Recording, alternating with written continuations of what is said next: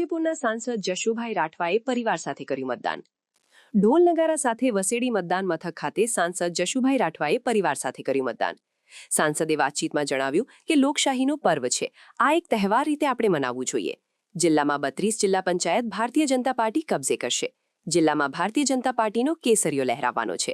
મતદારો વધુમાં વધુ મતદાન કરે। ગુજરાતમાં સ્થાનિક સ્વરાજ્યની ચૂંટણીનું આજે મતદાન થઈ રહ્યું છે, ત્યારે હું પણ દેશના યશસ્વી વડાપ્રધાન આદરણીય નરેન્દ્રભાઈ મોદી સાહેબ અને ગુજરાતના માન્ય મુખ્યમંત્રી શ્રી ભૂપેન્દ્રભાઈ પટેલની સરકારોની અંદર જે વિકાસ થઈ રહ્યો છે એને વધુ વેગવંતો બનાવવા માટે, છોટાઉદેપુર જિલ્લાના વિકાસ માટે, છોટાઉદેપુર તાલુકાના વિકાસ માટે, ગુજરાતના વિકાસ માટે આજે મતદાન કર્યું છે।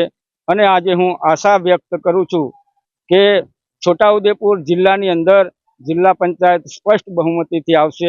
સાથે તાલુકા પંચાયતમાં પણ કેસરીઓ લહેરાશે અને બોડેલી નગરપાલિકામાં પણ ભારતીય જનતા પાર્ટી સત્તામાં આવશે।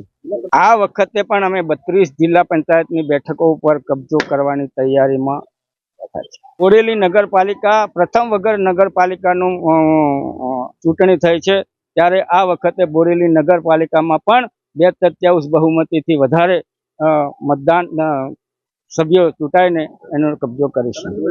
લોકશાહીની અંદર જે પ્રકારે મતદાન થવું જોઈએ એ પ્રકારે અમે વાસ્તે ગાસ્તે અને ખુશીથી લોકોની સાથે અમે પણ અપીલ કરી છે કે આપ પણ આવી રીતે ખુશીથી પોતાના મતદાન મથક ઉપર જઈને મતદાન કરો અને સાચા અર્થમાં લોકશાહીને મહત્વ આપો અને આ દેશના વિકાસ માટે, આ રાજ્યના વિકાસ માટે, આ જિલ્લાના વિકાસ માટે, આ તાલુકાના વિકાસ માટે મતદાન કરો એવી અપીલ પણ કરી છે।